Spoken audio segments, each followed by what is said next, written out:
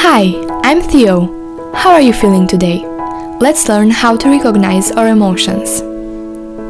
An emotion is a complex psychological state that involves three distinct components: a subjective experience, a physiological response, and a behavioral or expressive response. In order to effectively manage our emotions, we must first learn how to accurately recognize them. Recognizing your emotions requires complete honesty with yourself. If we want to know how to recognize emotions, we need to ask ourselves the following questions. What happened? This step encourages you to fully describe the emotional event. Try to stick to only facts in this step, not interpretations. Why do you think that situation happened? Consider this an opportunity to identify possible causes of the emotional event. The reason this step is so crucial is because it is often the meaning that we give to events that determine our emotional reactions. Let's say you planned on going to a movie with a friend and she cancelled at the last minute. Your interpretation of why she cancelled will directly affect your emotional response.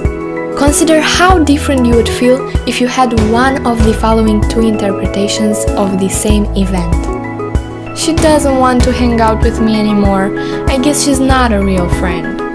She remembered she has a big project due tomorrow, so I will let her work on it tonight. How did the situation make you feel both emotionally and physically? Take the time to identify your primary and secondary emotional responses to the event.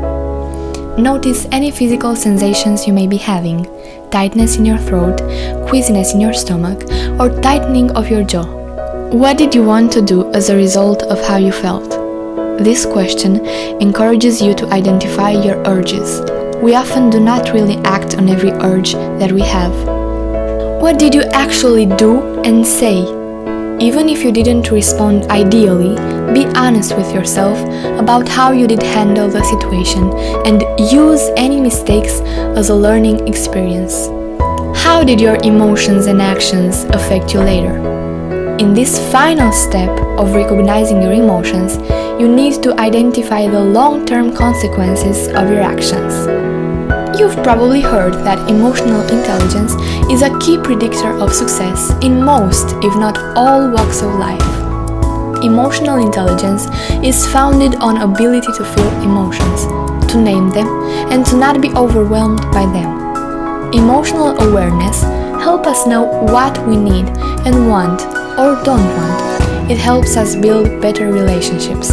That's because being aware of our emotions can help us talk about feelings more clearly, avoid or resolve conflicts better, and move past difficult feelings more easily. The Mood Meter app is a software app available for mobile devices, both Android and Apple, and developed by Yale University Center for Emotional Intelligence. It's based on a method where you need to rate yourself on each of the two parameters, valence and energy or arousal, and then it will offer an emotional word that describes your state. In fact, it offers several and you can choose which fits best. It does cost a very small amount of money, but if you feel lacking in emotional literacy, I'd recommend it as a training tool.